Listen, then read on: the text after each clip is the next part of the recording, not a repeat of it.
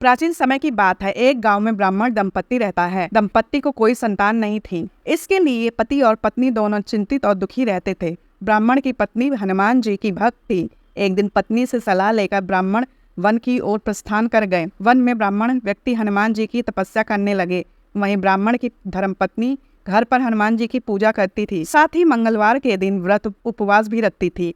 इस दिन विधि विधान से हनुमान जी की पूजा करती थी और हनुमान जी को भोग लगाने के बाद ही भोजन ग्रहण करती थी। एक बार की बात है जब ब्राह्मण की धर्म पत्नी हनुमान जी को भोग लगाना भूल गई। इसके बाद महिला को एहसास हुआ कि उससे बड़ी गलती हुई। उस समय ब्राह्मण महिला ने प्रण किया कि अगले मंगलवार को भोग लगाने के बाद भी भोजन ग्रहण करूंगी, तब तक अन्न का एक दाना भी ग्रहण नहीं करूंगी। लगातार 5 दिनों तक भूखे रहने के चलते महिला की सेहत बिगड़ गई। मंगलवार के दिन महिला मूर्छित हो गई। यह देख हनुमान जी को दया आ गई। उस समय हनुमान जी ने दर्शन देकर सारी मनोकामना पूर्ण की। कालांतर में ब्राह्मण महिला को पुत्र रत्न की प्राप्ति हुई। महिला ने अपने पुत्र का नाम मंगल रखा। कुछ समय के बाद ब्राह्मण घर लौटा तो मंगल को देख अनजाने बच्चे को घर में देख ब्राह्मण अपनी धर्मपत्नी से बोला, यह बालक कौन है? ब्राह्मण की पत्नी ने कहा कि ये बालक है और अपना पुत्र है। हालांकि ब्राह्मण को विश्वास नहीं हुआ। उसके बाद ब्राह्मण ने एक दिन मौका पाकर बालक मंगल को कुएं में ढकेल दिया। ब्राह्मण को लगा कि मंगल अब बच नहीं पाएगा।